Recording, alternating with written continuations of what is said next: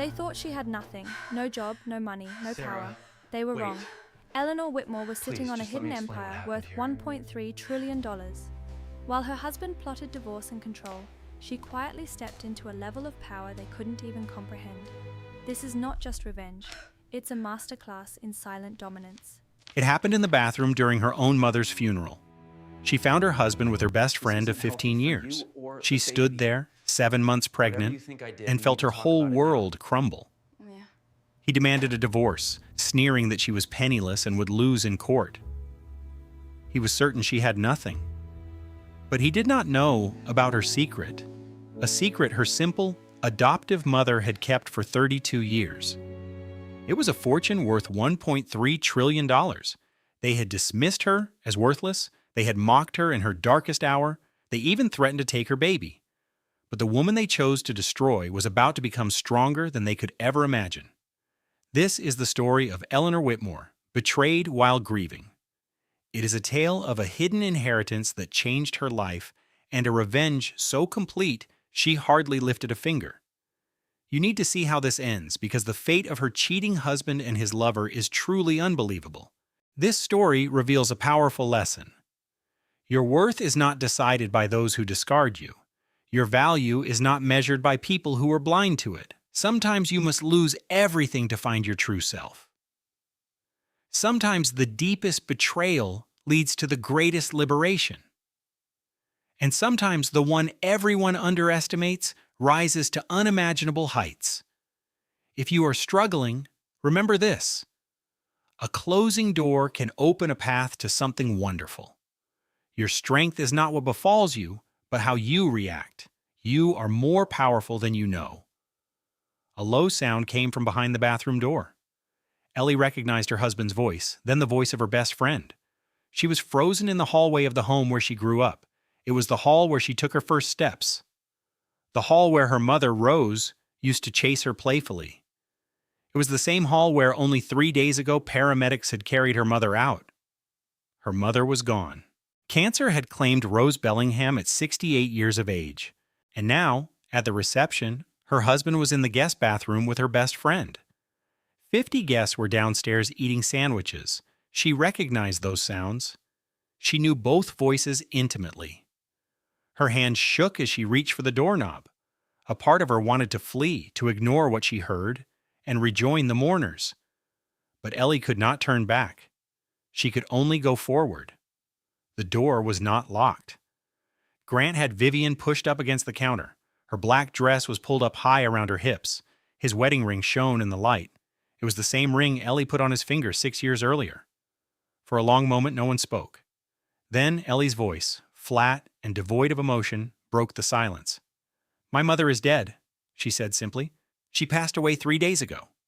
The color drained from Grant's face. He pulled away from Vivian, fumbling with his clothes. Vivian's face was a mess of ruined makeup, her lipstick smeared on Grant's collar. "Ellie," Grant began, holding his hands up. He stared at her as if she were a threat. "Ellie, you need to stay calm. You are pregnant. Think about the baby." The baby. As if she could ever forget the child she was carrying. Her 7-month belly pushed against the black fabric of her dress. It was the same belly Grant had touched with love just last week as they discussed the nursery. Vivian began to cry, but her tears seemed rehearsed as they slid down her face.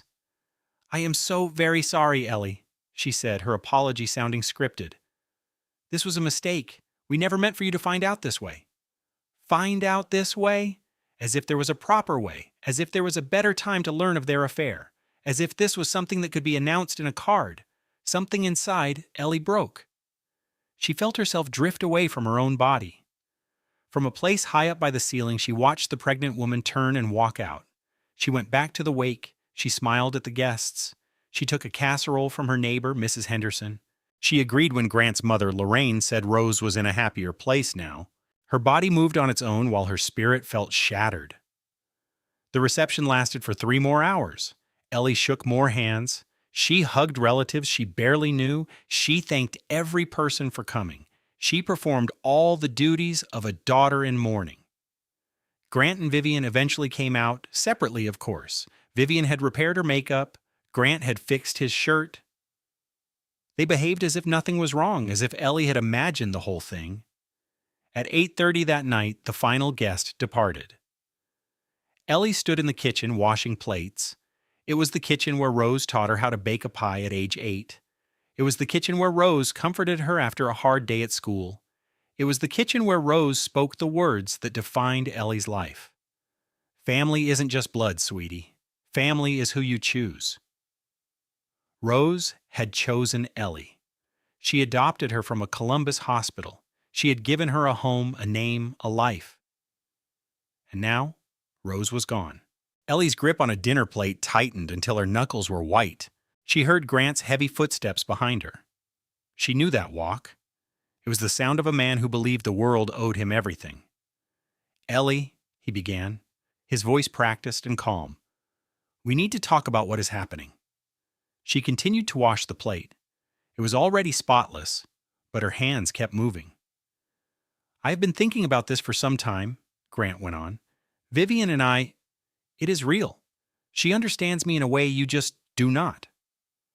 The plate slipped from Ellie's grasp. It hit the bottom of the sink with a loud noise but did not shatter. "The baby was an error," Grant said. "We both knew that. We were just trying to save a marriage that was already dead." Ellie slowly turned to face him. She looked at the man she'd been married to for 6 years. The man she met at a fundraiser. The man who had charmed her with expensive gifts and false promises.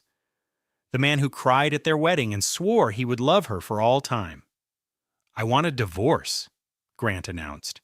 "I will be fair about the baby. We can figure it out." A cold, strong voice rose from deep inside of Ellie. "Get out!" Grant looked surprised. "Ellie, we can handle this like adults. Get out, now." "This is a community property state," he said. "We need to discuss the details of— Get out of my mother's home, immediately." Something in her voice made him take a step back. Perhaps he finally saw the emptiness in her eyes, the same emptiness that filled her chest. The space where her heart had been. Grant grabbed his coat from a hook by the door. He stopped on his way out. "I will have someone get my things tomorrow. Do not make this difficult." Then he was gone. Ellie stood alone in the quiet of her mother's kitchen. The clock on the wall ticked steadily. The refrigerator hummed softly.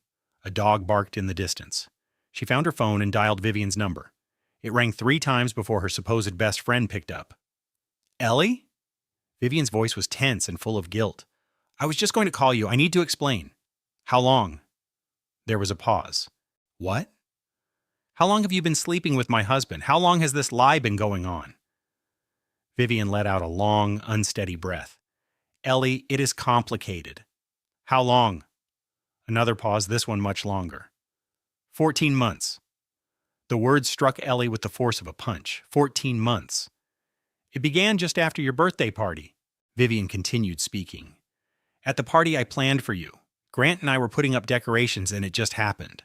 A birthday party, the one that made Ellie feel cherished and important. She had thought she was so fortunate to have a wonderful husband and a true friend." Ellie quickly calculated the timeline. She told him she was pregnant on Thanksgiving. Grant had acted overjoyed. He lifted her up and spun her around the living room. He even called his mother to share the wonderful news before she could breathe. But by then, he had been seeing Vivian for 5 whole months. It was all a performance. The joy in his eyes, their talks about the baby's room, the names for their child they scribbled on napkins. Every one of those memories was a complete fraud. "Ellie?" Vivian asked in a gentle voice. "Are you on the line?" Ellie ended the call without another word. She walked into the bathroom. Not the small one for guests, but the main one that belonged to her mother. She sat on the side of the bathtub in her clothes and turned on the water. She had no intention of taking a bath. She simply sat there and stared at the wall. A framed cross-stitch made by Rose was on the wall. The words said, "Home is where they love you." Rose created it when Ellie was just 10 years old. That sign was placed in the bathroom of every house they lived in. It hung in their small apartment when times were hard. Rose had to work 2 jobs back then to provide for them. "Home is where they love you." Ellie's phone made a buzzing sound. A new text from Grant appeared. "I'm having someone pick up my belongings tomorrow. Please do not make a scene." Do not make a scene, as if she was the one responsible for this mess. as if she had asked for this deep betrayal, as if she was the one creating a problem. She remained on the edge of the tub as the bathwater turned cold. Eventually, she turned off the faucet and went to the bedroom from her childhood. She lay on the bed that had comforted her for countless nights. She looked up at the ceiling. Rose had painted stars that glowed in the dark because Ellie was afraid of being alone at night. No tears came. She felt too empty to even cry. "This is not a bad dream," she said quietly to herself. "This is happening. My husband, my best friend, and all during my mother's funeral." The stars, put there 25 years ago, shined with a faint green light above her. The old stars had faded over time, but they still gave off light. They always found a way to shine. A floorboard made a creaking sound somewhere in the house. It was just the sound an old house makes. But for a brief moment, Ellie thought it was her mother walking. She imagined Rose coming to check on her, the way she always had. But Rose was truly gone, and the life Ellie believed she possessed was also gone. She rested a hand on her stomach.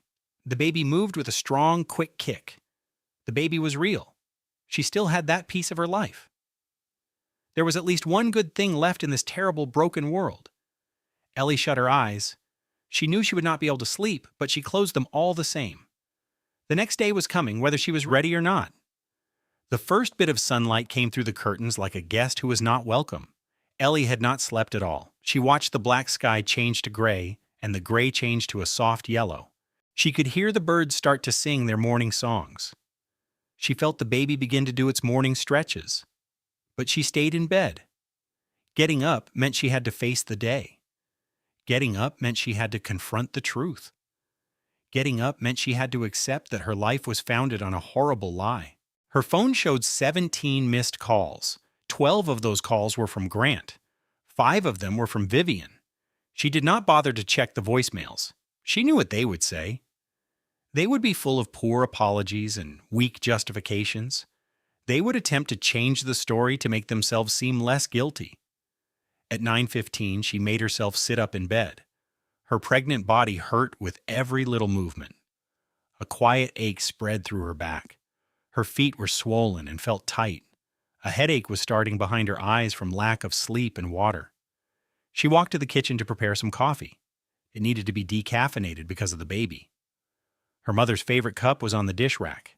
It was a simple white cup with the words "World's Best Mom" in letters that were starting to fade. Ellie had given it to her for Mother's Day when she was only 7. She poured the coffee into that very cup. She sat at the little kitchen table. She looked at nothing in particular. The doorbell rang precisely at 10 o'clock. She peeked through the window and saw a man wearing a moving company shirt. Ellie opened the door. "Mrs. Whitmore," he said, looking at a clipboard. "I'm here to get some items. Your husband set it up." Of course, Grant had arranged it. He was always very organized. "The garage," Ellie said, her voice empty of emotion. "His golf clubs are in the garage. That is all he'll be taking from this house." The mover seemed uncomfortable. "Ma'am, my paperwork lists several boxes of clothing, some electronics, and a few pieces of furniture. Only the golf clubs. They are in the garage." "That is it," she repeated. There was something in her voice that made the man just nod his head. He collected the golf clubs and was gone in less than 10 minutes. Ellie saw his truck disappear down the street. She went back to her coffee, which had gone cold. The home phone began to ring. It was a landline that Rose had always insisted on keeping. Ellie was about to ignore it. Then she saw the name on the display. Theodore Ashford. It was her mother's attorney. "Mrs. Whitmore?" Theodore's voice was polite, but also warm. "I trust I'm not calling at a bad time." "No, it is okay," she replied. "I wanted to express my sympathies one more time. Your mother was an extraordinary woman." "Thank you," Ellie said, barely getting the words out. There was a brief silence. Theodore cleared his throat. "Mrs. Whitmore, it is time to go over some things about your mother's estate. Would it be possible for you to visit my office this afternoon?" Her estate? Ellie was confused. Rose had lived a very modest life. She owned this small house, a 12-year-old car, and had a small savings from her job. "I did not believe there was very much to talk about," Ellie mentioned. Another moment of silence passed, a bit longer than the first. Mrs. Whitmore, I feel it is important to have this conversation in person. There are certain complexities. Complications? What kind of complications could there possibly be? I can come by at 2 o'clock, Ellie told him. For the next few hours, she just moved through the quiet rooms of the house. She touched the old, worn material of the sofa Rose had refused to get rid of. She glanced into the pantry, which was filled with off-brand cereal and cans of soup. She ran her finger over the small cracks on the kitchen counter that Rose was always going to fix. Every single thing in the house spoke of a life lived with great care. It was the story of someone who used coupons and always looked for sales.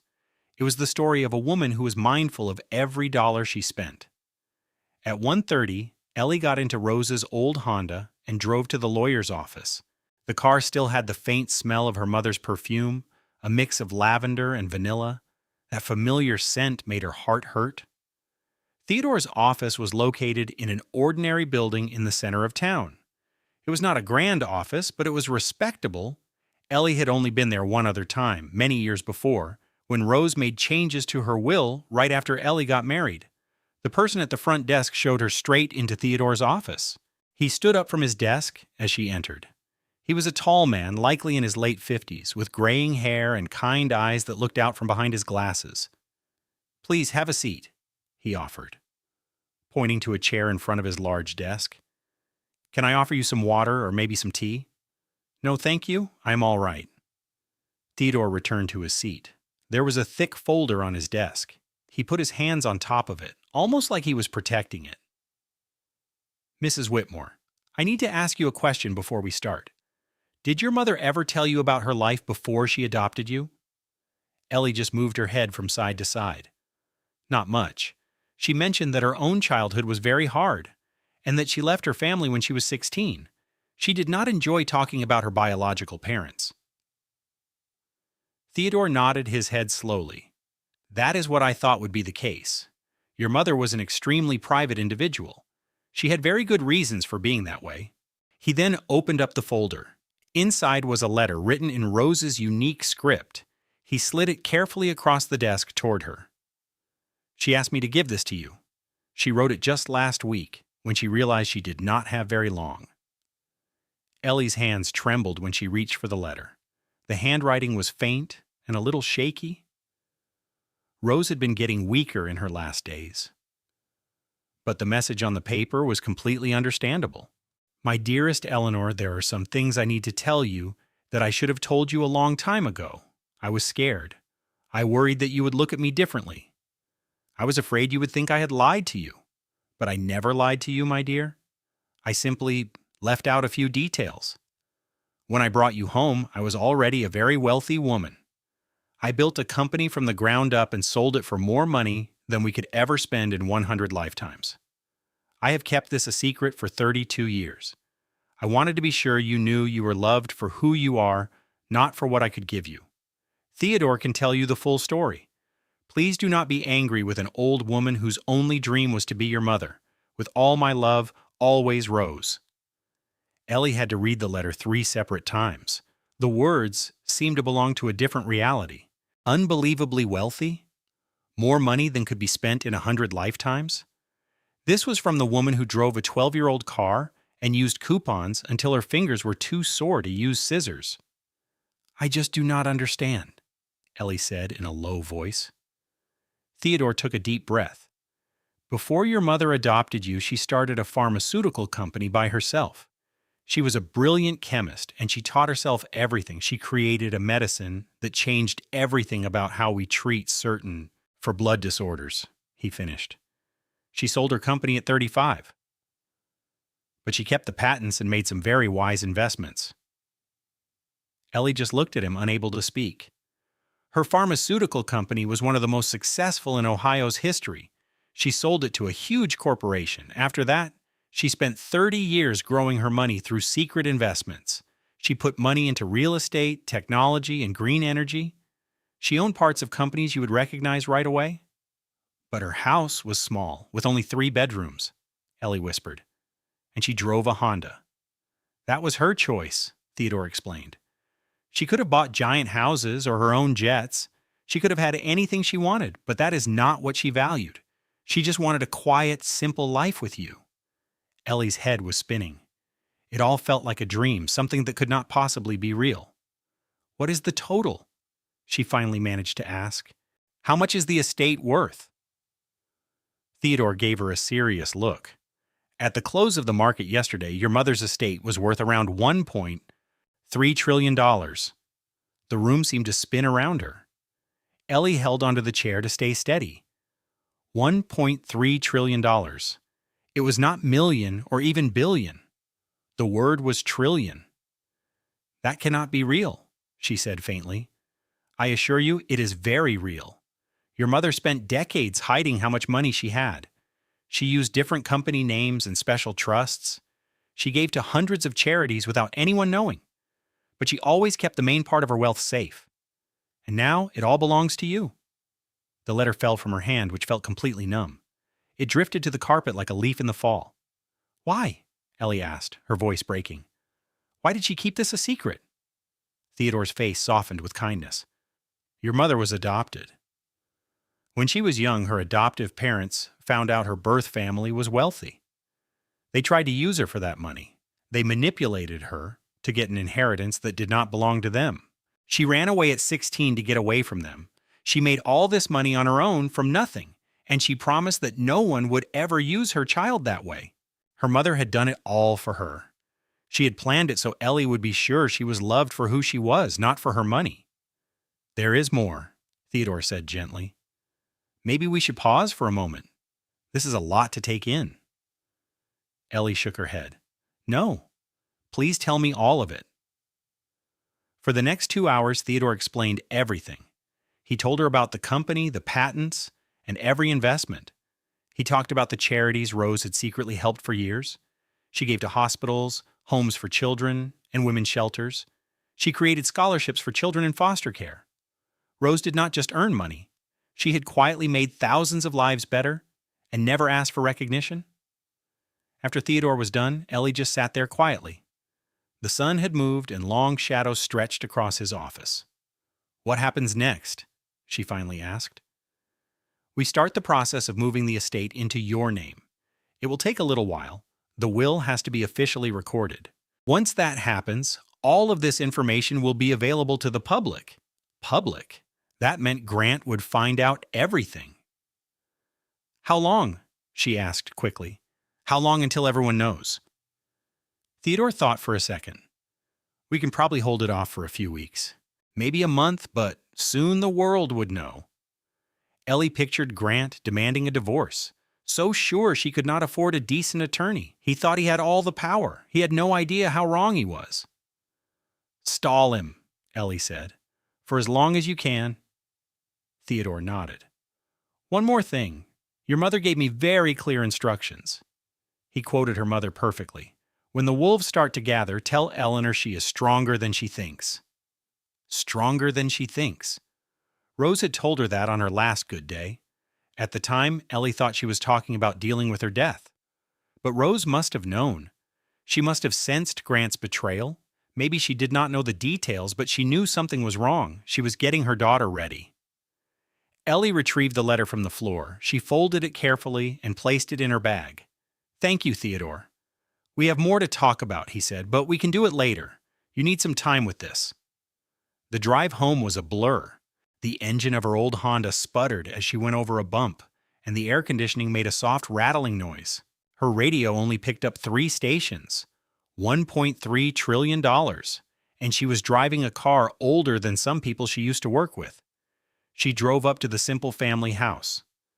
This was where she grew up. It was where her mother, Rose, taught her to ride a bike. This house held all of her memories from when she was a little girl. She walked through each room, seeing it all with new eyes. The comfortable old couch, the cheap cereal, the small chip in the kitchen counter. Each thing was a deliberate decision. Rose wanted a normal life. She chose what was real. She chose love instead of fancy things.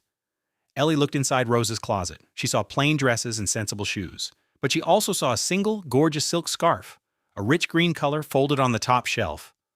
Rose always told her the scarf was a gift. From a person I loved very much, she would say. Ellie now wondered where it came from. What was the story of this one luxury item? She knew she would likely never find out. Rose kept some secrets forever, but the biggest secret of all was now known to Ellie. She went and sat on Rose's bed. This was where her mother used to read her bedtime stories. This was where Rose hugged her during thunderstorms.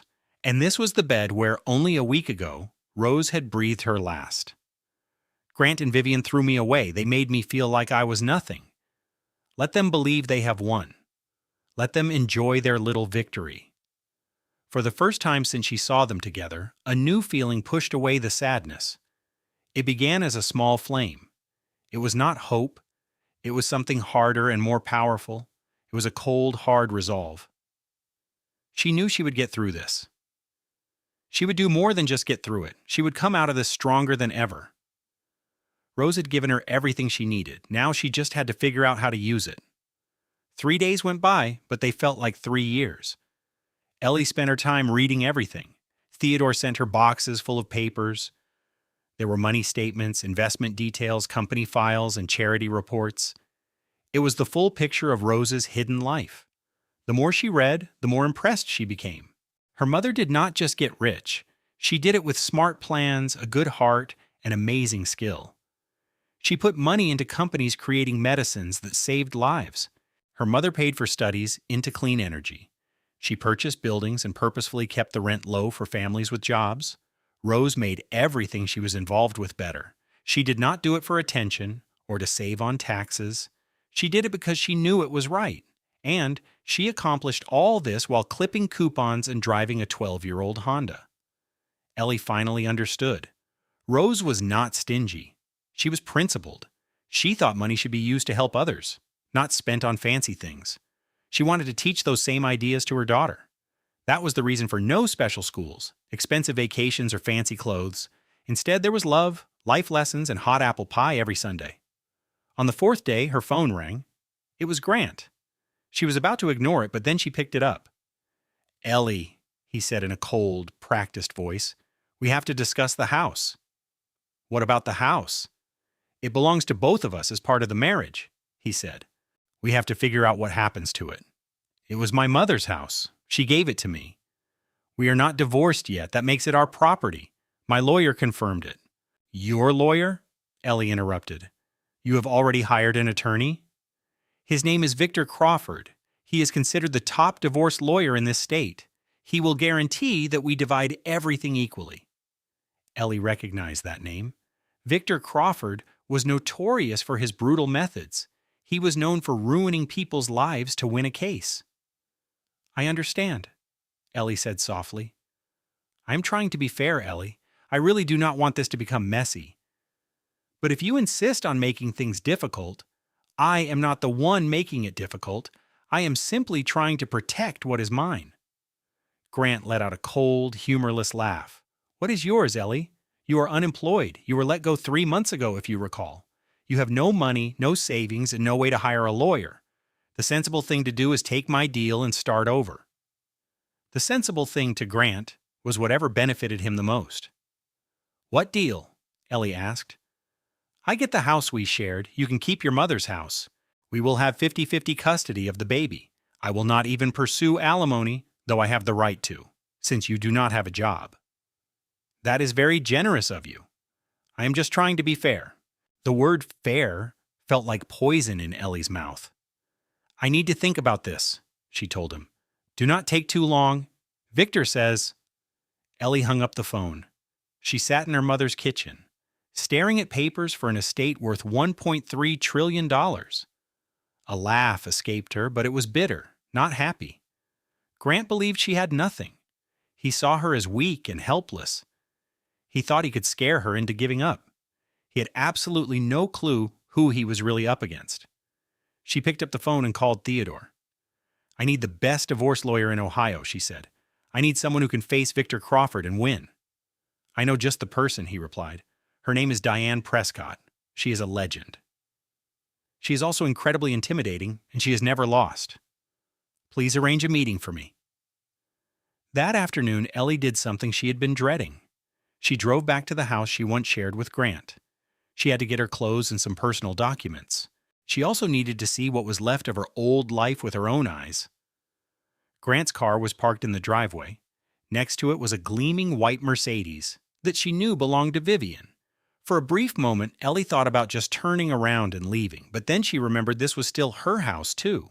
This was her home, and she had every right to be there. She walked right in the front door without even knocking. She found Grant and Vivian inside the living room. They were laughing together as they packed things into boxes. Vivian was holding one of Ellie's sweaters. It was a soft, light blue cashmere sweater her mother had given her for Christmas 2 years ago. "She will not have any use for this now," Vivian said with a smirk. "It is way too small for a pregnant woman." A quiet, icy feeling spread through Ellie. "Put that down," she said, her voice steady and clear. Grant and Vivian both jumped and turned around. For a split second, they looked like two children who had been caught misbehaving. Their faces were a strange mix of fear and defiance. Then Grant's expression hardened. "Ellie, we did not expect to see you." "I can tell," Ellie replied calmly. "We are just getting our things," he said, "sorting out what is mine and what is yours." "That sweater belongs to me," Ellie repeated. "Put it down."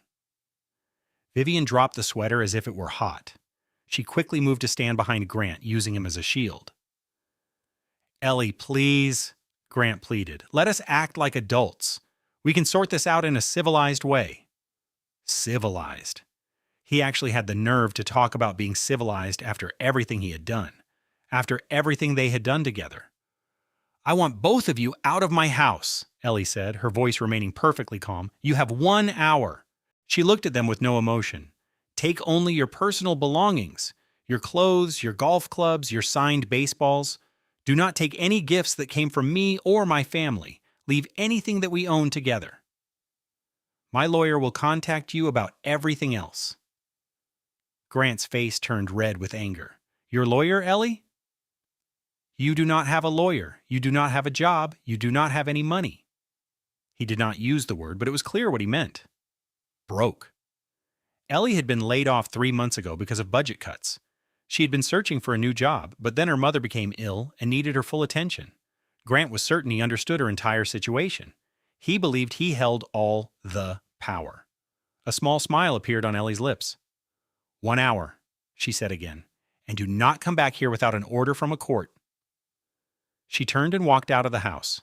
She could hear Grant sputtering in anger and Vivian whispering nervously behind her, but she did not look back. She drove to a small cafe nearby and ordered a coffee. She simply sat there and watched the timer on her phone. After exactly 1 hour had passed, she drove back to the house. Grant's car was no longer there. Vivian's expensive car was also gone.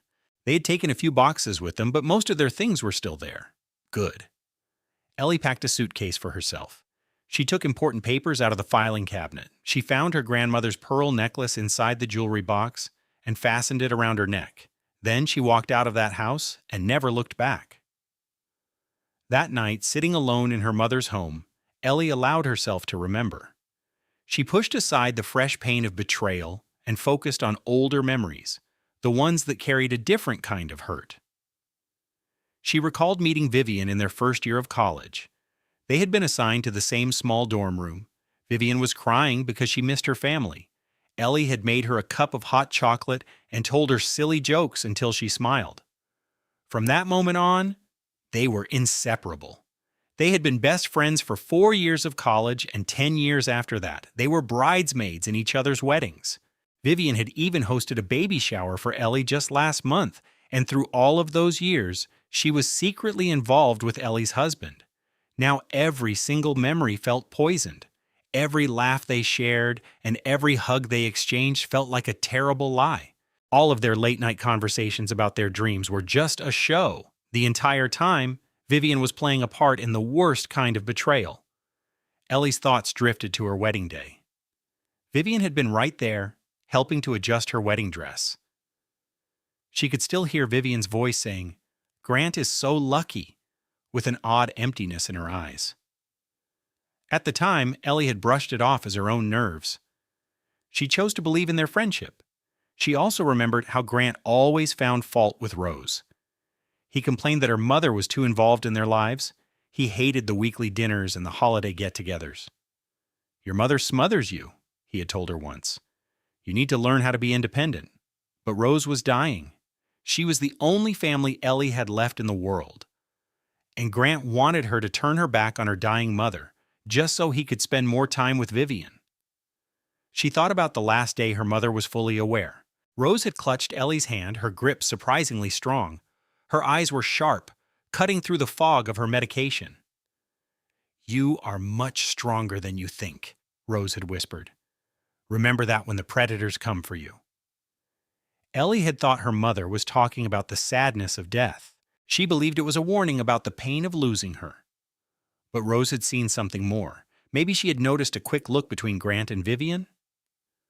Perhaps she overheard a quiet phone conversation. Or maybe she just recognized the sting of betrayal from her own past experiences. For some reason, Rose had been preparing her daughter for this moment. She was arming Ellie with the tools she would need for the battle that was coming. She trusted that Ellie would find the strength to use them. Ellie was now curled up on Rose's favorite armchair. It was the chair where her mother had read more than 1,000 books. It was where she used to fall asleep watching old movies on Sunday afternoons. It was where she spent her final weeks before going to the hospital. The chair still smelled faintly of lavender and vanilla. Now every sweet memory was clouded with doubt. The birthday parties at the kitchen table. The grocery store trips where Rose would compare prices for 20 minutes. The hours spent cutting coupons that seemed so boring when she was young. Those moments were real, but they were not the whole story. It felt like looking at the calm surface of a lake, having no idea that a deep ocean was hidden just beneath. Who was the woman she had called her mother? She was not just a receptionist who worked 2 jobs to pay the bills. She was not just a careful planner who watched every single dollar. She was a brilliant chemist who started an entire company. She was a secret donor who helped thousands of people.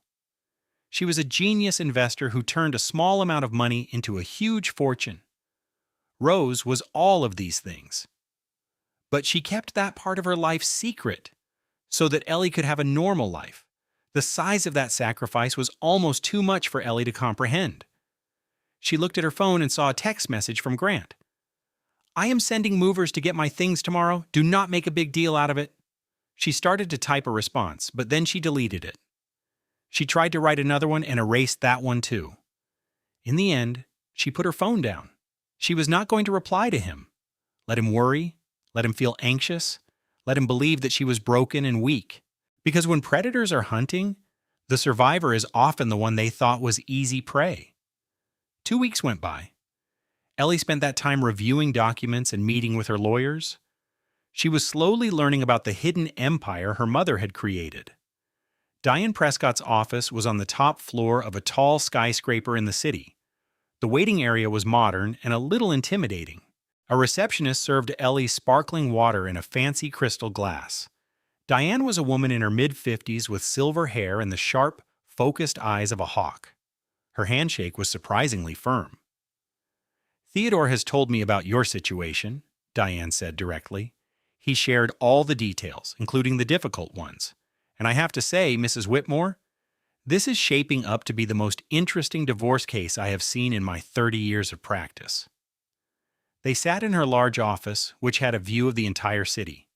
Her desk was perfectly neat and organized. "Tell me everything," Diane said.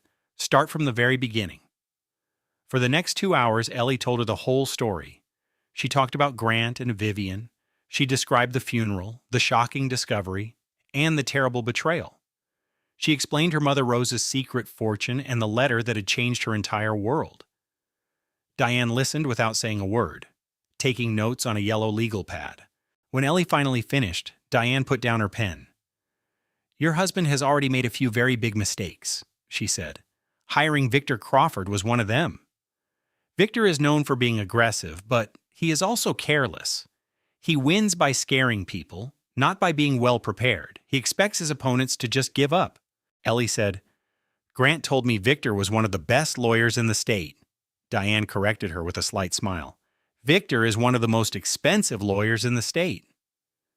"There is a very important difference. I have beaten him in court 4 times. He only won against me once. And that happened because my client was not honest with me. I expect that you will be honest. I will, Ellie promised. I know, Diane said. Theodore made that very clear. Now this is how things are going to happen. Grant thinks you are broke and helpless. He will try to pressure you into a quick and low settlement. He will file papers that describe you as a careless wife and partner. He will do anything to make himself look like the victim. That is completely ridiculous, Ellie said. Of course it is, Diane agreed, but it is also very predictable. And a predictable enemy is an enemy that is easy to defeat. Diane slid a folder across her desk. This is what Victor filed yesterday. He claims your mother's house is shared property because you inherited it after you were married. He is also demanding you pay Grant's legal fees because you were not employed by choice. My mother was dying, Ellie said clearly. I left my job so I could take care of her. I am aware, Diane said, and we will use that as proof. But this is where it becomes very interesting. Diane pushed a second folder toward her. This is a signed statement from Vivian Caldwell, and it supports Grant's story. A cold fear washed over Ellie's entire body.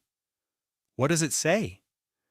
Vivian states that you were emotionally unstable during the entire marriage, Diane explained. She says you are always accusing Grant of cheating for no reason. She calls you paranoid and controlling. She also says you ignored your husband because you were obsessed with what your mother thought. None of that is true, Ellie said, and her voice was trembling. I know, Diane said, but Vivian has been your friend for 15 years. She knows all about your insecurities, she knows your biggest fears, and now she is twisting everything to use it against you. Ellie looked at Vivian's statement. It was 12 pages long. It was 12 pages of pure lies, twisted facts, and memories that were changed into something awful. Vivian had made their friendship into a weapon.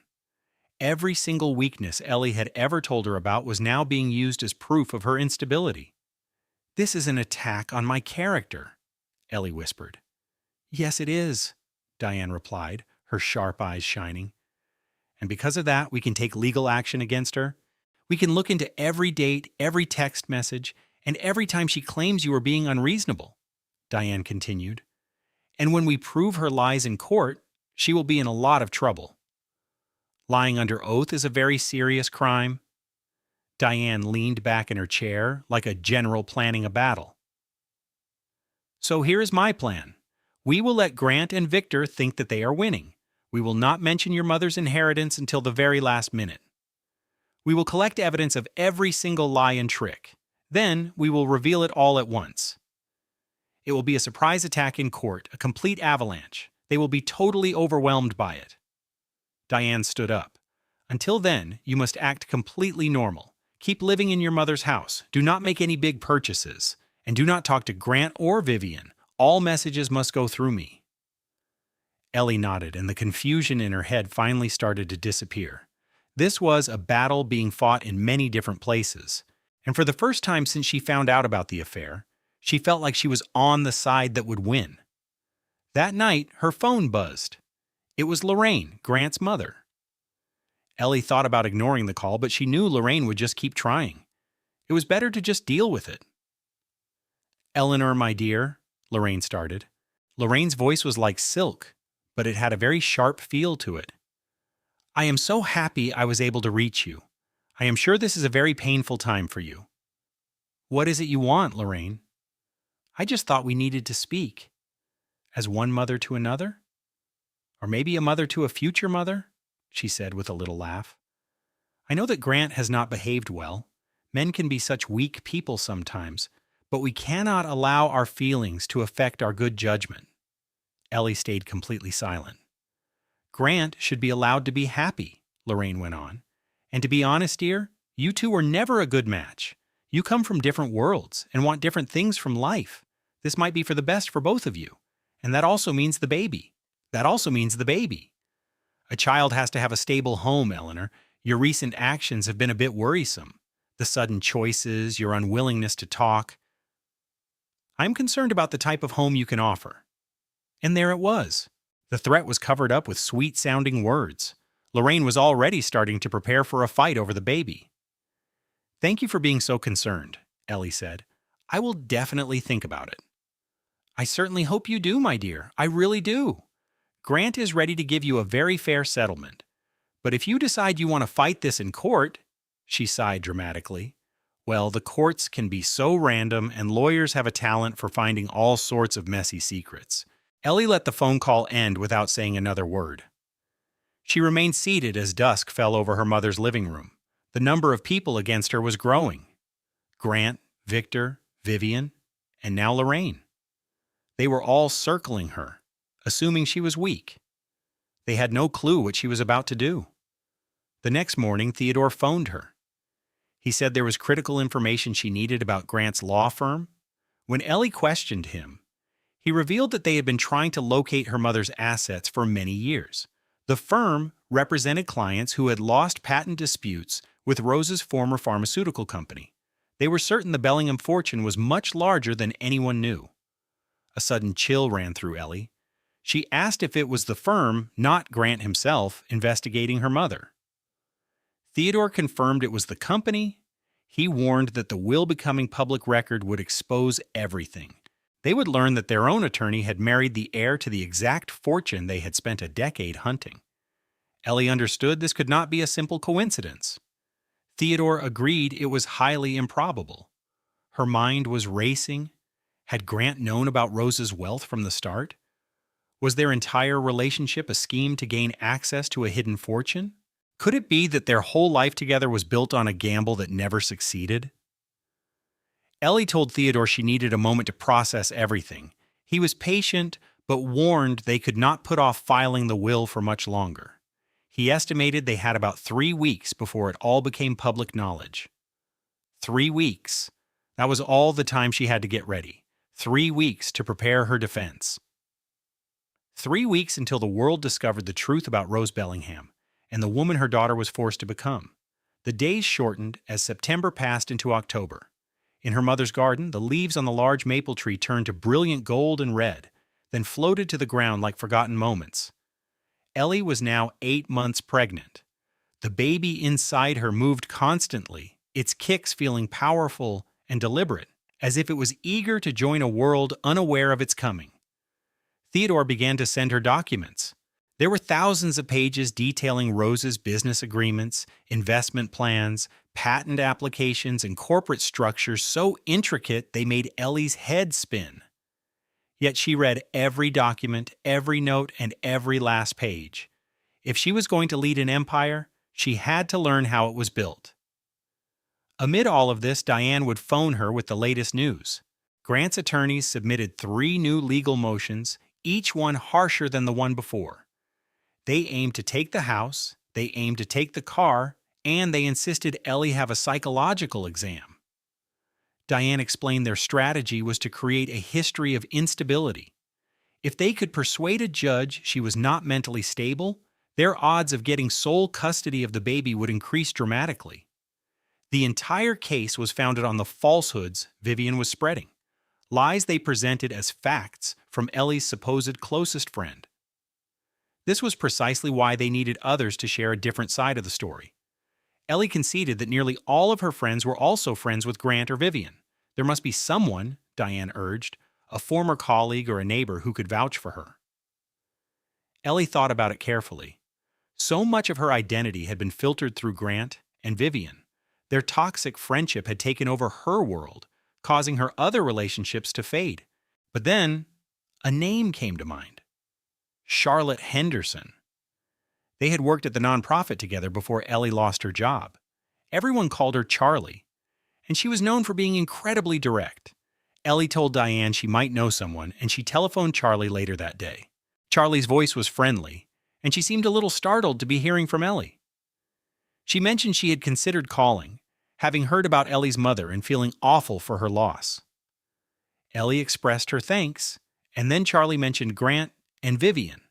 Her tone instantly became cold as ice. She described Vivian as a venomous snake in designer shoes and said she had always been that way.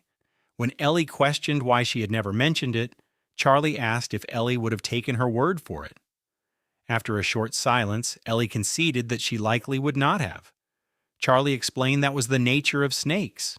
They appear like beautiful silk scarves just before they suffocate you.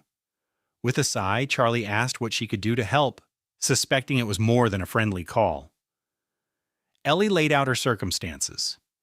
She avoided mentioning the inheritance, but shared enough for Charlie to understand the severity of the situation.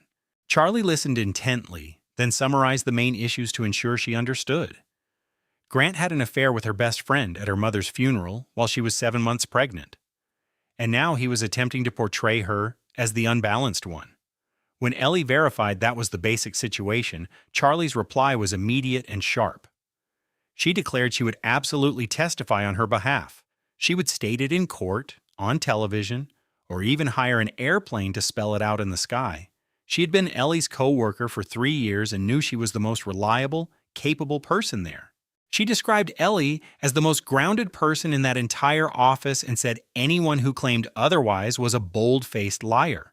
For the first time in what felt like forever, Ellie felt tears welling up in her eyes.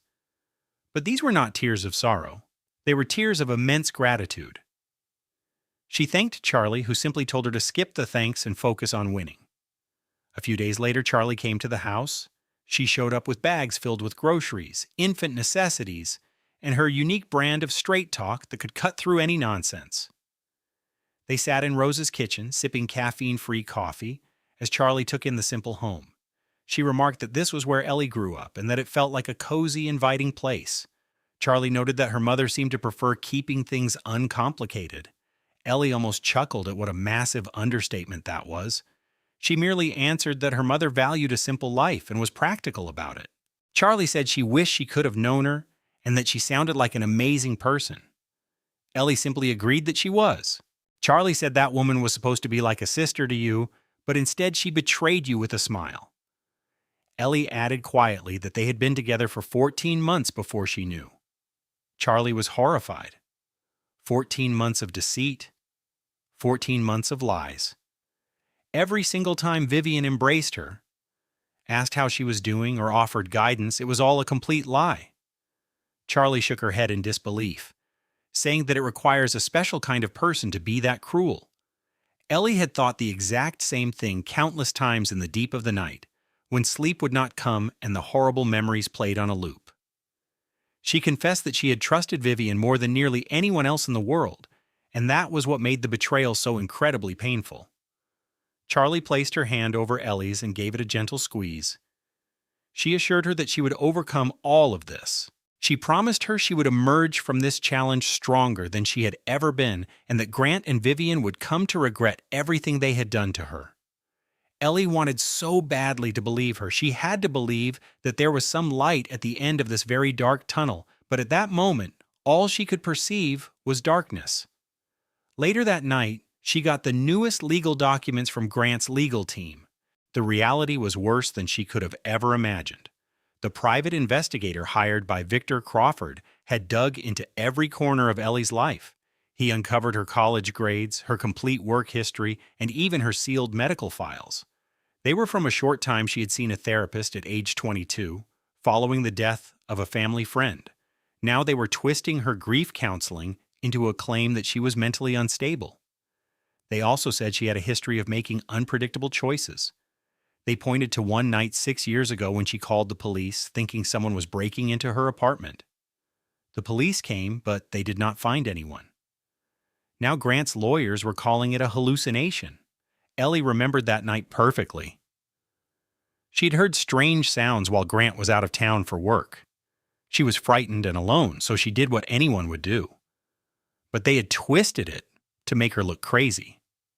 And that was not all. Vivian provided more statements, filled with fresh lies and distorted memories, each one like a dose of poison. Ellie sat in her mother's armchair, reading every single word. The attack on her was cold and methodical. It was meant to paint her as an unfit mother, someone incapable of raising her own child. They were trying to take her baby away. That single thought cut through her grief and sense of betrayal, bringing a sharp, cold clarity. They could attempt to take her home and her savings. They could ruin her reputation and smear her name, but she would never, ever let them take her child. She grabbed her phone and dialed Diane. She told her she had just finished reading the new court documents. Diane said she was just about to call, adding that while things looked bad, It was really a sign of their weakness. Victor was just throwing everything at the wall to see what might stick. Ellie told her how they were using her counseling sessions against her. Diane confirmed that information was protected and obtained illegally, so they could petition the judge to have it thrown out. Diane's voice was steady and full of confidence. She explained that their opponents had made a critical mistake by being overly aggressive. They were not thinking straight because they believed Ellie was powerless to fight back. Exactly, Diane said. And once we show them what you actually have, their entire case will completely crumble. After a brief silence, Diane told Ellie she had a serious question and needed a totally honest answer. When Ellie agreed, Diane asked if there was anything at all in her past they might use against her. She explained she needed to know everything now to be fully prepared. Ellie considered this for a long moment. She went through her entire life, searching for every mistake, every embarrassing incident, and every secret she had ever kept. Finally, she said no. She told Diane her life was quite ordinary, and the craziest thing she had ever done was marry Grant, and they both knew how that ended. For the first time, Ellie heard Diane let out a genuine laugh. "Good," Diane replied. "Then we are moving forward with our strategy. Let them build their entire case on lies and evidence they should not have. When the truth comes out, they will not see it coming." After she hung up, Ellie sat by herself as the house got dark. She was 8 months pregnant, and everyone she had trusted had either abandoned her or betrayed her. She felt like the whole world was lined up against her. She spoke quietly to her unborn child. "I do not know how I am going to do this," she whispered. "I have no idea how to fight all of them. Your grandmother would have known what to do. She always did." As if answering, the baby gave a powerful kick. And then, despite everything, Ellie began to weep. It was a deep, body-shaking cry that seemed to empty her out completely. She cried for Rose, the mother she missed so much, and for the secrets her mother carried with her to the end. She cried for her failed marriage and the love she once believed was real. She cried for the future she had imagined for them. She cried for Vivian, for a friendship that was a complete deception. And for the sister she thought she had. She cried for herself, for the person she used to be, and for an innocence that was now gone forever. When the tears finally stopped, she felt totally drained, like a hollow shell of her former self, sitting alone in the darkened house. But an empty space can always be filled. That emptiness made room for something much stronger to grow. At 3 a.m. in the quietest part of the night, Ellie walked to the kitchen. She took out the ingredients she knew so well: flour, sugar, butter, and apples. She began to bake her mother's apple pie.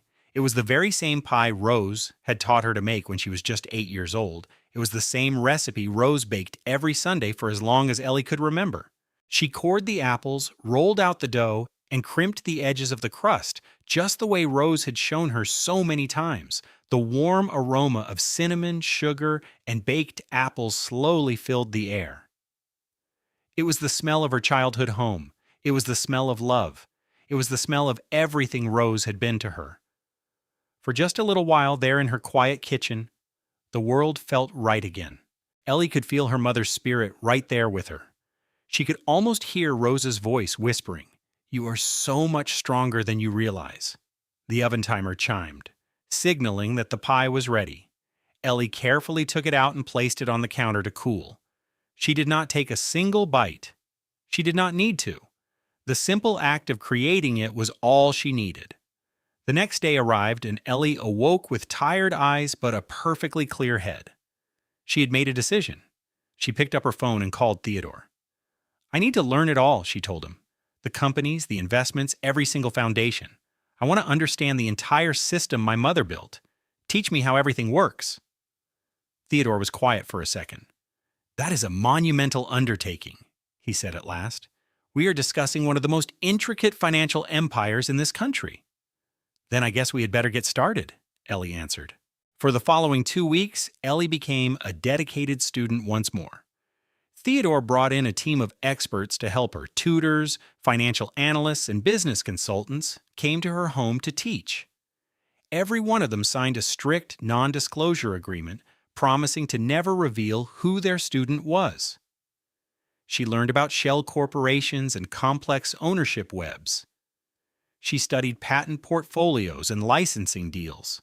She started to grasp the delicate dance of public and private investments that her mother had managed so skillfully for years. The sheer size of it all was breathtaking.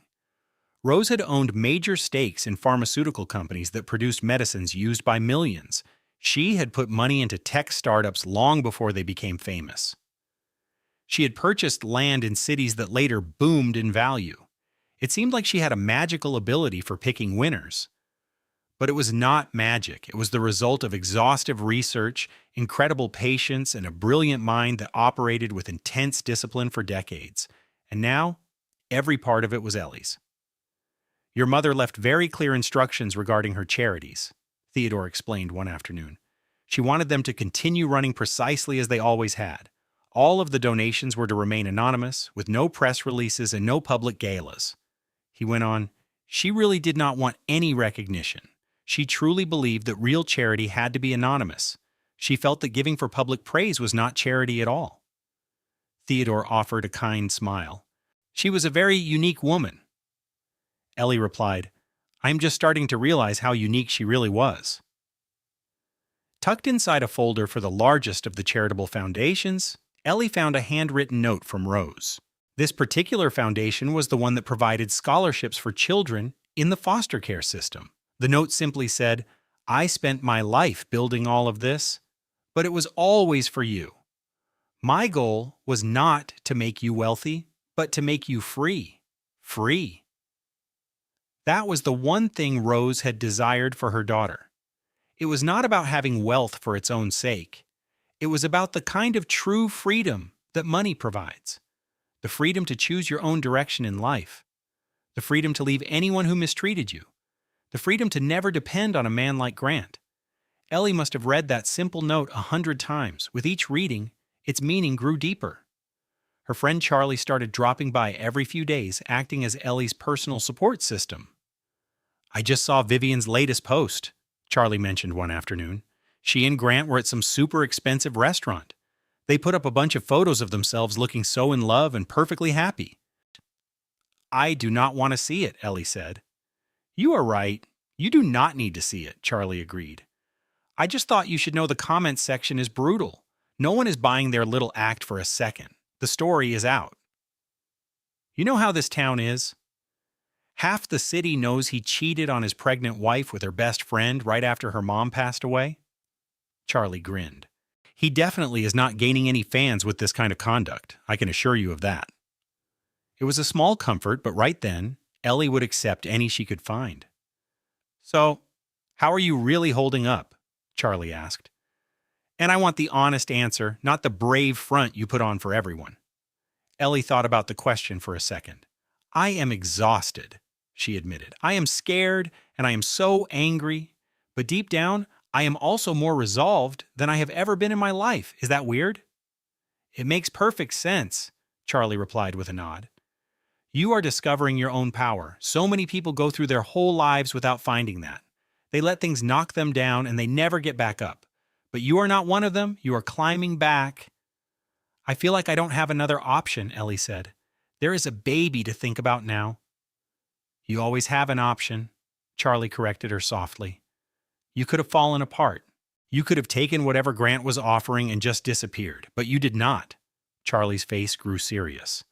That is a sign of real strength, Ellie, the kind of strength that comes from your very core. Ellie placed a hand on her stomach. The baby was kicking and turning inside her. I am going to name her Rose, Ellie said quietly. A huge smile spread across Charlie's face. For my mom. She was the most resilient person I ever knew. I want my daughter to have a piece of that strength with her. Rose Whitmore, Charlie said, saying the name aloud. I love it. That sounds like a person who does not tolerate any foolishness. That is exactly the point, Ellie agreed.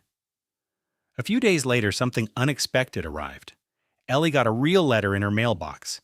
It was not an email, but a handwritten note on expensive paper. The sender was a name she had never seen before, Bennett Holloway. The message inside was short. It said, Dear Mrs. Whitmore, you do not know me, but I worked closely with your mother. There are some things about her company that you need to know. This knowledge could change your circumstances. I would be happy to talk with you if you agree. I am certain that I can be of assistance. Sincerely, Bennett Holloway. Ellie hurried to show Theodore the strange letter. Bennett Holloway. Theodore repeated the name thoughtfully. I recognize that name. He was your mother's partner when she started. They stopped working together about 20 years ago. What made them end their partnership? Ellie asked. Your mother never gave me the details, Theodore admitted. She just said that Bennett made a terrible error and she could not trust him anymore. Should I agree to meet with him? Ellie wondered. Theodore thought for a moment. Your mother trusted him at one time, he noted. And if he has information that could help, it might be smart to listen to what he says. Ellie decided to meet him.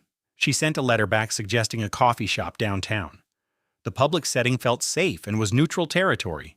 Bennett Holloway looked to be in his early 40s. He had some gray in his hair, and his eyes looked tired. He wore well-made clothes that were simple and clean.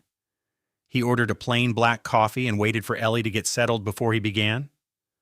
Thank you for agreeing to meet me, he said. Honestly, I was not sure that you would. I am very interested to hear what you want to share, Ellie replied. Bennett gave a small nod. That is understandable. I will get straight to the point. He paused for a second and took a deep breath. Your mother saved my life, and after she rescued me, I betrayed her.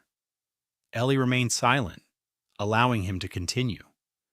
20 years ago, I had a serious problem with drinking and with gambling, he confessed.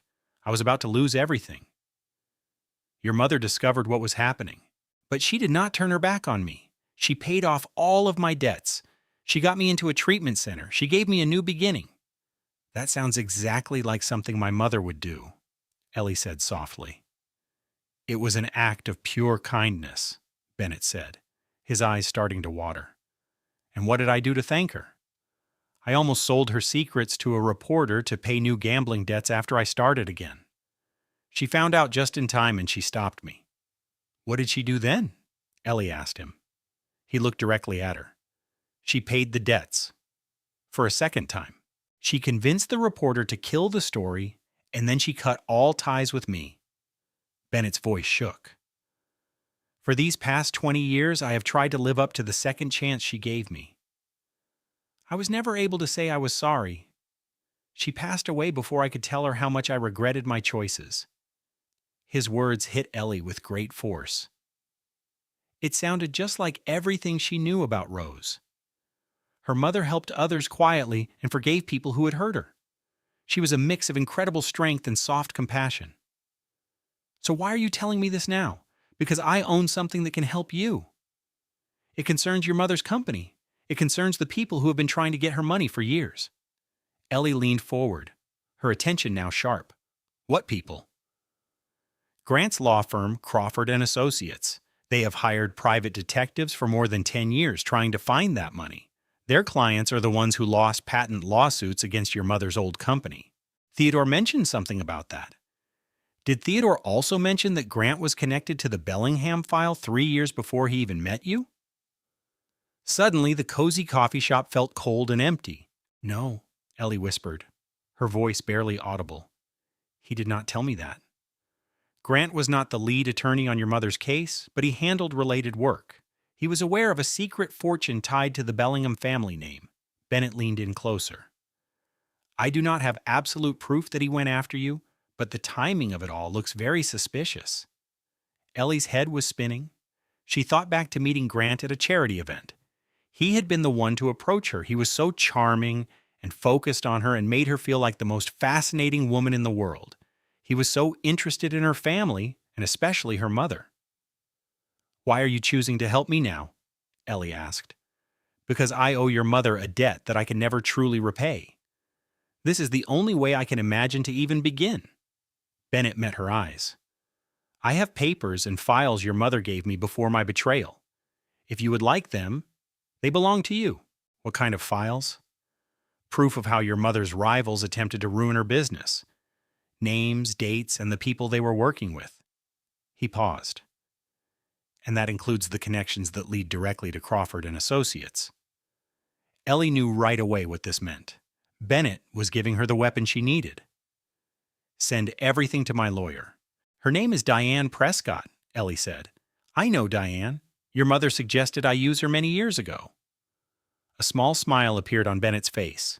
Rose always had a gift for finding talented people. They said their goodbyes at the cafe door. Bennett seemed to have more to say, but instead he just nodded and left. Ellie remained on the sidewalk for a long while. The autumn air felt cool and leaves danced around her feet. Rose had forgiven Bennett for what he did. She offered him another chance, but she also cut him out of her life. She learned forgiveness and forgetting were not the same thing. Rose understood that. She protected herself but remained kind. She would not let another person's mistakes define her. That was a lesson Ellie was now learning for herself. She could not forgive Grant, not right now. Maybe she never would, but she would not allow his betrayal to change the person she was. That was up to her. That was her strength, and nobody could ever steal that from her. The contractions began at 3 in the morning, a full 3 weeks ahead of schedule. Ellie had been dreaming of her mother. They were standing in the kitchen of her childhood home, making pies. Rose was showing her how to flute the edges of the pie crust when a sharp pain suddenly tore through her. Ellie woke up with a gasp, struggling to breathe. Another contraction hit her, powerful and clear. This was not supposed to be happening. It was far too early. Her hands trembled as she reached for her phone and dialed Charlie. "I think the baby is coming," she said through her teeth when Charlie picked up. "It is not time, but it is happening. I'm on my way right now. Do not go anywhere." Charlie was there in only 15 minutes. She guided Ellie into the car and sped toward the hospital. Ellie held on to the door handle, breathing deeply through each intensifying wave of pain. The emergency room was painfully bright and cold, with a strong smell of disinfectant. A team of nurses immediately gathered around her. They put her in a wheelchair and started asking questions she could barely answer. "What is the name of your emergency contact?" one nurse asked. "Charlie Henderson," Ellie replied. "She is the one who drove me here. She is right there." It was not Grant. It was not Vivian. It was no one from her old life. It was just Charlie, the person who was there for her when it mattered the most. They took her to a delivery room. Dr. Foley came in looking calm and professional even at this early hour. "Your baby is coming early, but she is not in a dangerous situation," Dr. Foley calmed her. "At 37 weeks, she will most likely be completely healthy." "She?" Ellie repeated. The doctor gave a warm smile. "Yes, it is a girl. It seems she is very ready to join the world." The labor was long and very difficult. It was 12 hours of pain, worry, and complete exhaustion. Charlie stayed with her through all of it. She held Ellie's hand, gently wiped her forehead with a cool cloth, and talked to her in a soothing voice. Ellie could not make out the words, but the comfort in her friend's tone was all she needed. Then, at 3:15 in the afternoon, things suddenly became very serious. "The cord is wrapped around the baby's neck," Dr. Foley said, her voice turning sharp. "We need to act immediately." The room instantly filled with urgent activity. More staff ran in. Alarms started beeping loudly, and people were shouting instructions that Ellie did not understand. Then, a terrible silence fell over the room. For 6 minutes, which felt like a lifetime, there was no sound of a baby crying. Ellie felt powerless, unable to move or see anything, and could only pray. And then she heard it, a small, angry cry. The most wonderful sound she had ever heard. "We have her," Dr. Foley said. "Here is your little girl." They placed the baby on Ellie's chest. She was so tiny, so pink, and more perfect than anything she could have ever dreamed. Rose Margaret Whitmore took her first breath, and Ellie's life was changed in that moment. A few hours later, Ellie was in her room resting. Her newborn daughter was asleep on her chest. Her friend Charlie had just left to get some food. The hospital room was peaceful and calm. Of course, that was when Grant decided to show up. He held a huge bouquet of flowers, yellow roses. Ellie could not help a bitter smile. He never remembered that her mother hated yellow roses. "Ellie," he began, his face a mask of fake worry. "My mother told me about the baby. I got here as fast as I could." "How nice of you," she said flatly. Grant walked over to the bed. He glanced at the baby and his expression changed for just a second. Was that awe? Or was he just sizing her up? "She is beautiful," he said. "She's a perfect copy of you." "She looks like herself," Ellie answered. Grant sat in the visitor's chair, the flowers still in his hand. He finally noticed them and placed them awkwardly on the table. "I've been doing a lot of thinking," he said, "about the two of us." "And what happened? Is that right?" "I messed up, Ellie. I made a huge mistake. That whole thing with Vivian, it was meaningless." He waved his hand like it was no big deal. "It did not mean a thing. I was not in my right mind. Your mother was sick, you were busy, and I felt left out. I know it is not a good reason." Ellie just listened without a word. She did not say anything. Lately she had learned how powerful being quiet could be. There are times when silence is the most powerful response. "I want to be a father to our child," Grant went on. "I want us to be a family again. We can get past this. Lots of couples make it through affairs. This does not have to be the end." The baby moved a little, and Ellie shifted her, but she remained quiet. A hint of annoyance showed on Grant's face. "I am trying to fix this, Ellie. Can you please say something?" It was then that Ellie finally met his eyes. Her voice was soft, but it was as strong as stone. "You want to fix things?" "Yes." "You want us to be a family?" "Yes." "You abandoned me at my own mother's funeral while I was pregnant with your baby. You let your mistress insult me in our own house. You sent a lawyer after me to claim I was crazy. You're trying to take my home, my car, and even my child from me." Grant's expression turned icy. "That is just legal tactics. It is not personal between us. We do not have a personal life, Grant. We have not had one for a very long time. It is possible we never did." "You do not mean that." "I do," Ellie said, her gaze fixed on him. "You will get to have supervised visits. My lawyer will handle the papers." "Ellie, please. Her name is Rose. And now you need to leave." Grant just stared at her. Ellie prepared for him to yell or make a big scene, maybe one that would get security involved. But Grant was the kind of man who planned every move. He could tell when he had lost. He came to the hospital expecting to find a weak new mom he could easily control. Instead, he found a woman he did not even know. "Fine," was all he said. He spun around and walked out without saying anything else. Those yellow roses were still sitting on the table. Later, Ellie asked a nurse to please get rid of them. Charlie came back with food and a look that said he understood everything. "Did I just see Grant in the hall?"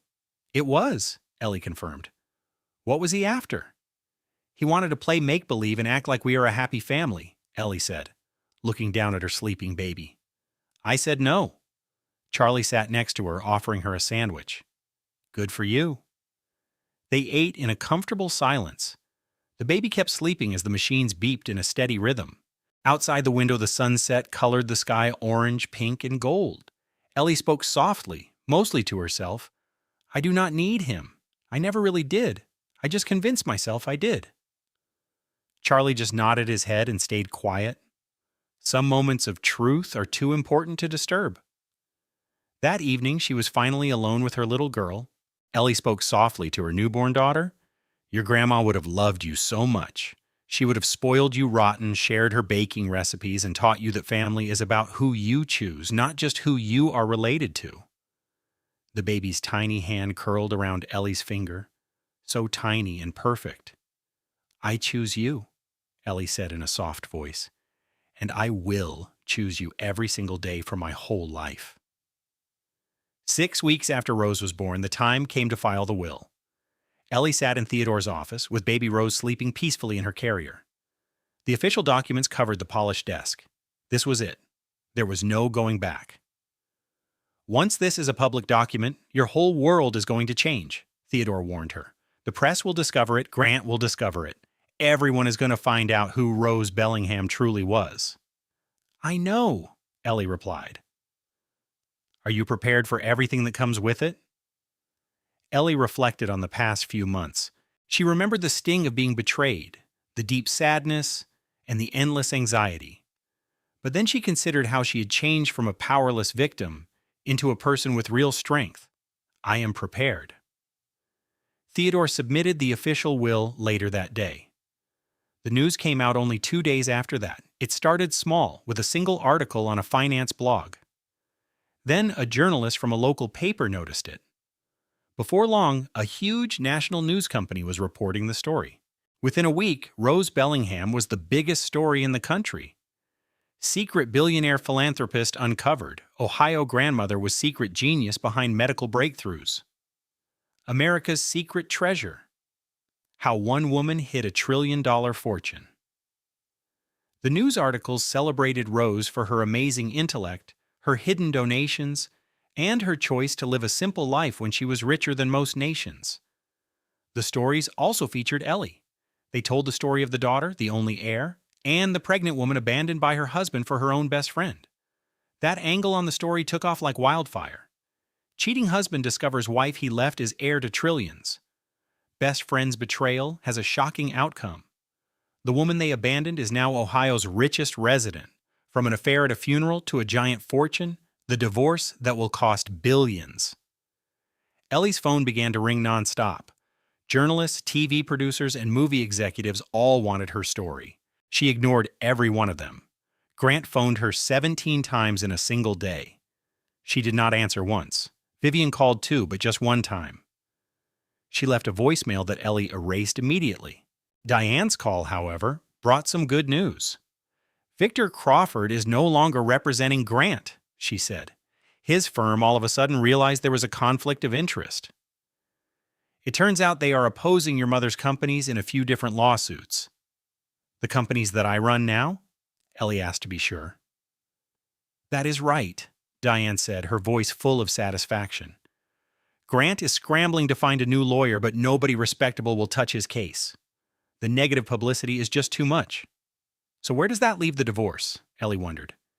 It means we hold all the cards. Grant's entire strategy was based on you being broke and on your own. Now the world knows that is not the case. For the first time in a very long time, a real smile spread across Ellie's face. The details Bennett had uncovered were devastating for Grant.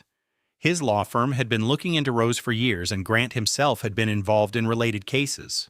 The proof made it seem like his entire relationship with Ellie could have been a setup from the start. I cannot prove he married you as part of a plot, Diane admitted, but I can show that his firm was motivated to find your mother's fortune, and I can show he never told you that while you were married. Is that going to be enough? Ellie asked. Oh yes, when we add it to everything else we already have. Grant is now at risk of losing his law license because of what he did. His divorce case is in shambles, and Vivian is under investigation for perjury. Ellie's thoughts turned to Vivian, the woman she used to think of as her best friend.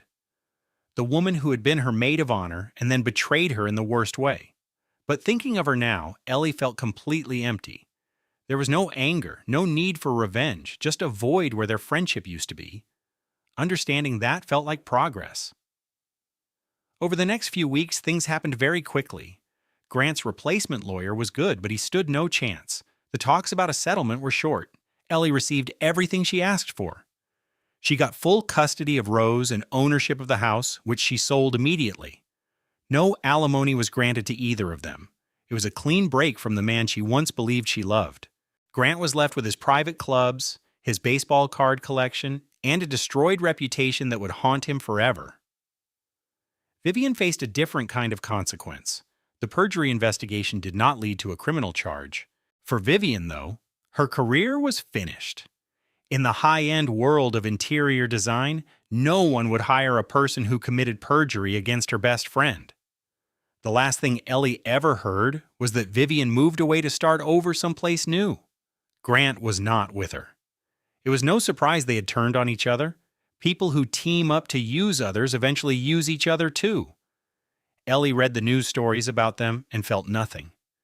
These two had almost ruined her life. They had tried to take her child, they had made her doubt her own mind. But now they were simply words in an article. They were just people in a story that she was no longer a part of. She finally grasped a saying her mother Rose often repeated. The opposite of love is not hate, it is indifference. When you have truly healed, the ones who harmed you are no longer important. Grant and Vivian were unimportant now. and unimportant people had no control over her. 1 year later, Ellie stood before a building that had not existed 12 months before. It was 3 stories high, made of glass, brick, and fresh starts. A sign above the entrance said the Rosemary Bellingham Center for Women in Crisis. It was the dream that Ellie had made into a reality. The center was a safe haven for women who were leaving bad homes. It gave them job training so they could support themselves. It had a legal office to help women who were fighting for their children or their own safety. There was even a daycare so that mothers could go to work without having to worry. And it was all free of charge, paid for by the large amount of money Rose had quietly saved her whole life. Today was the official opening day. Hundreds of people were in attendance. News reporters, city leaders, and people from the community packed the room. In the first row, Charlie Henderson held a 1-year-old Rose while Ellie approached the stage. The microphone felt unfamiliar in her hand. A year before, she could hardly find her voice. Now she was getting ready to speak to a large audience. "My mother was abandoned by the people who were supposed to love her," Ellie started. "She left her home at 16 and had nothing at all. But from that she created an amazing legacy. She did not do it for her own benefit. She did it for anyone who ever felt abandoned, who was thrown away, who was made to feel like they were not valuable." She took a breath. The entire room was silent, listening to every word she said. "She taught me that you get to choose your own family. My mother taught me that strength is a choice. She showed me how to wake up each morning and decide that someone else's shadow would not become my own." Ellie's gaze fell on her daughter, held securely in Charlie's arms. Little Rose reached for her, making happy baby sounds. "This center is here because my mother believed that everyone deserves a second chance, a fresh start, and a safe place when their own world shatters." She pictured the women who would soon walk through these doors, women who were like her mother, women who were like her, women who believed they had nothing left. If you are listening tonight and you are wondering if life can improve, I am here to tell you it can. The path is not simple, and it does not happen overnight. But it does get better. You take one step, then another, one day at a time, one choice at a time. Then one day, you see that the person who cast you aside was really the one who set you free. The room filled with applause. Ellie smiled. It was not the tight, painful smile from her mother's funeral. It was a true smile, from a woman who had walked through fire and emerged whole. After the ceremony, Ellie carried Rose through the halls of the new building. Charlie had stepped away to handle a few last-minute tasks. The corridors were quiet now, waiting for the first women to arrive in the morning. She stopped at the dedication plaque near the front entrance. "In loving memory of Rosemary Bellingham, who believed true charity was silent, but whose daughter wanted the world to know her name." It felt perfect.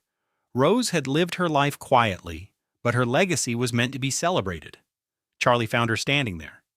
"That was an amazing speech," Charlie said. "It was completely terrifying." "You did not look afraid. You looked like a woman who knows her own heart." Charlie smiled. "Rose would have been so proud." "I really hope so." They stepped outside into the cool autumn evening. Leaves danced around their feet. Only 1 year before, Ellie was at her mother's grave, pregnant, alone, and so very scared. Now she was an entirely different person. "Have you heard from Grant recently?" Charlie asked. "His bankruptcy was finalized last month." "I cannot think of anyone who deserved it more," Ellie said with a slight laugh. "Vivian left him about 6 months ago. The rumor is she found someone with more money." "I am so shocked," Charlie said, his voice full of sarcasm. "Two terrible people who were perfect for each other turned out to be terrible to each other. Who could have ever seen that coming?" "Honestly, I do not think about them anymore," Ellie admitted. "Good," Charlie said. "They are not worth your energy." And he was right. For months, she had been overcome with anger, hurt, and a desire for revenge. But somewhere along the way, those feelings just vanished. She had not forgiven them, and she had not forgotten. But she had let them go. It was like realizing the prison door had been unlocked the entire time. Grant and Vivian were not the ones who held her captive. The real prison was her own need for their approval. The moment she stopped needing it, she was free. The evening sky darkened over the city. Ellie drove home on roads she knew so well. She passed the cafe where she first met Bennett. She drove by Theodore's law office. and the hospital where her daughter Rose was born. Home was still the house her mother had owned. She had made many changes, like a new kitchen and updated bathrooms. She replaced the old furnace and the air conditioner. But she made sure to keep the things that held memories. The old, lumpy couch was gone, but Rose's favorite armchair stayed. The sugary cereals were gone, replaced by healthier foods. The pantry was still immaculate, exactly as her mother had maintained it. Her mother's vibrant green silk scarf was now protected behind a glass on the wall. The needlepoint her mother stitched hung in baby Rose's nursery.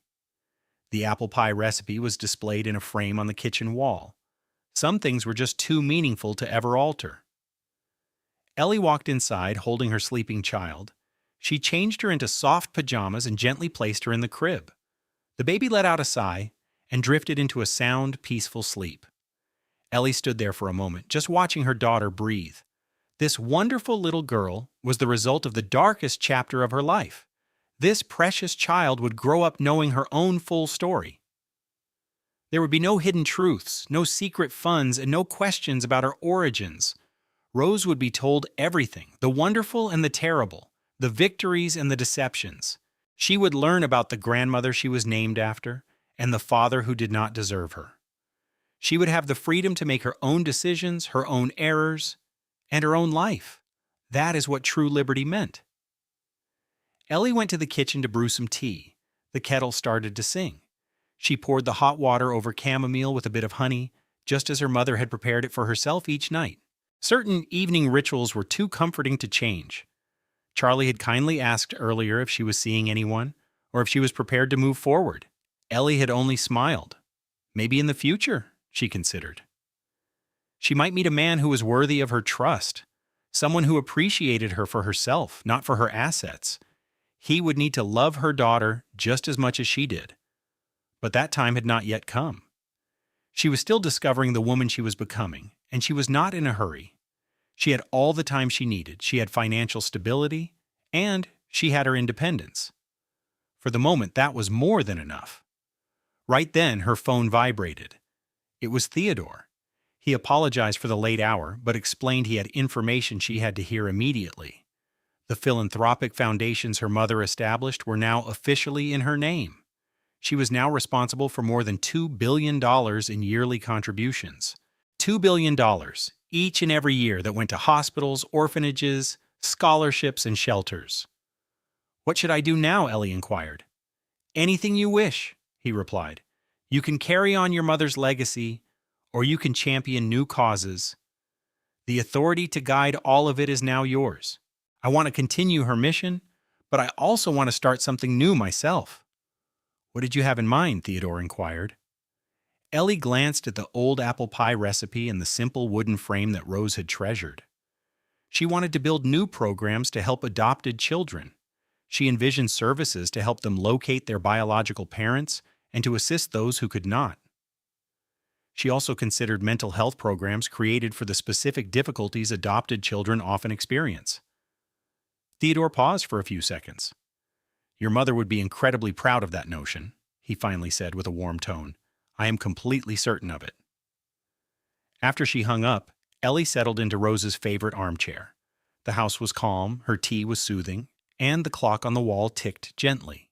She reflected on the wild past year, the funeral, the shocking discovery in the bathroom, the letter that altered her life, all the legal meetings, the intense work, the stunning truth, and how deeply she had been transformed.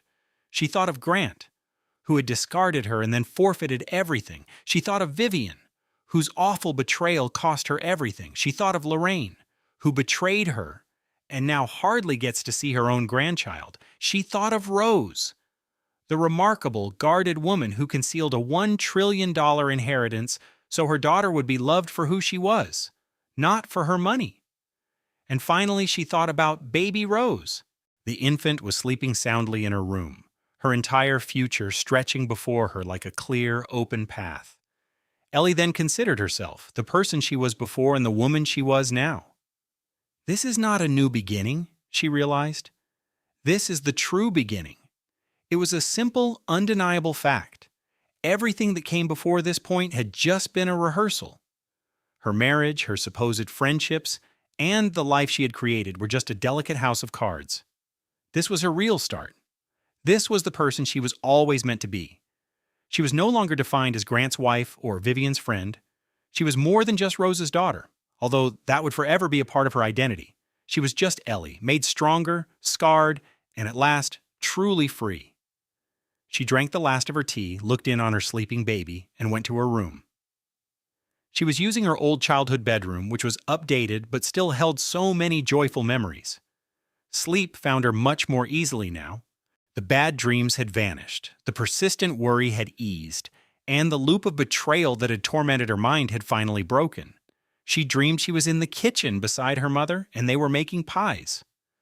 Rose was showing her how to crimp the edges of the crust, her hands moving with a practiced, confident grace. "You succeeded," Rose said softly in the dream. "You discovered your own inner strength." Ellie shook her head. "No, you are the one who gave that to me." Rose gave her a kind, all-knowing smile. "It was always inside you, my love. I only assisted you in finding it." The morning light began to spill into the room, peeking through the window blinds. In her crib, baby Rose began to make soft noises, signaling that she was ready for a brand new day and her bottle. Ellie got out of bed. She attended to her daughter first, and then brewed some coffee for herself in her mother's favorite mug. A brief glance at her planner showed a day full of meetings, significant decisions, and exciting new ventures. She felt a profound sense of calm readiness. Out on the porch, a gentle wind made the wind chimes sing their delicate melody. Her mother had adored those chimes. She had put them up on the very day she moved into the house 33 years ago. They were still playing their song, just as lovely, and were a constant fixture. They served as a reminder of her mother's enduring legacy and her boundless love. With her coffee cup in her hand, Ellie walked out onto the porch. The autumn morning was filled with a warm, golden glow as the world around her began to stir. She could make out a dog barking somewhere, and the cheerful sounds of kids heading to school. She gazed at the silver chimes as they shimmered and danced in the wind. "Mom, I really hope I have made you proud," she whispered into the air. The wind chimes seemed to reply with their beautiful music. And Eleanor Whitmore, the new beneficiary of a fortune she never foresaw, and the devoted mother to a precious little girl, smiled. She had survived a horrific betrayal that was designed to ruin her, and she smiled because she was finally at peace with the knowledge, a truth she had held within her heart the entire time.